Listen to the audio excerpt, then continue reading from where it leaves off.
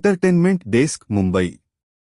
Horror comedy film के collection के मामले में स्त्री दो ने 600 करोड़ से ज्यादा की कमाई करके इतिहास रच दिया है।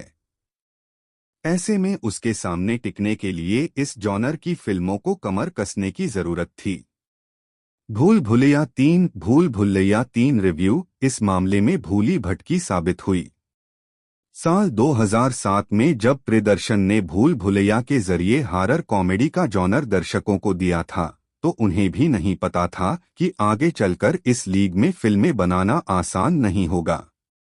कल्ट फिल्मों को बनाने में मेहनत लगती है, लेकिन खराब करने में नहीं।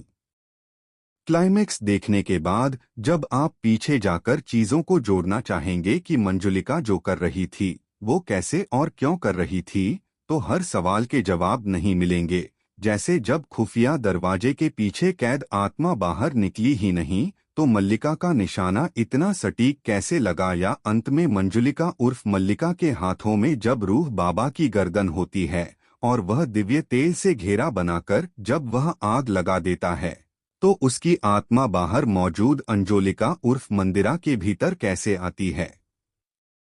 फिल्म की कहानी, स्क्रीन प्ले और संवाद लिखने वाले आकाश कौशिक की कोशिश अच्छी थी, लेकिन कई जगहों पर बिना लॉजिक के सीन और कॉमेडी ने सारा मजा किरकिरा कर दिया।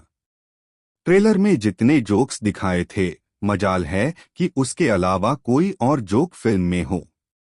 जॉनर को ध्यान में रखकर हंसने और डरने की बड़ी कोशिशें की, लेकिन सारी कोशिशें नाकाम साबित हुई। रूह बाबा और दो मंजुलिका मिलकर स्त्री 2 का मुकाबला नहीं कर पाए। रूह बाबा उर्फ रूहान कार्तिक आर्यन का भूतों का पकड़ने का ढोंग करना जारी है। राजघराने से ताल्लुक रखने वाली मीरा, तृप्ति डिमरी और उसके मामा राजेश कुमार रूहान को कहते हैं कि वो उनके साथ रक्त घाट चले, इसके लिए वह उसे 1 करोड़ रुपए देंगे। रक्त घाट की हवेली के एक कमरे में मंजुलिका का भूत कैद है।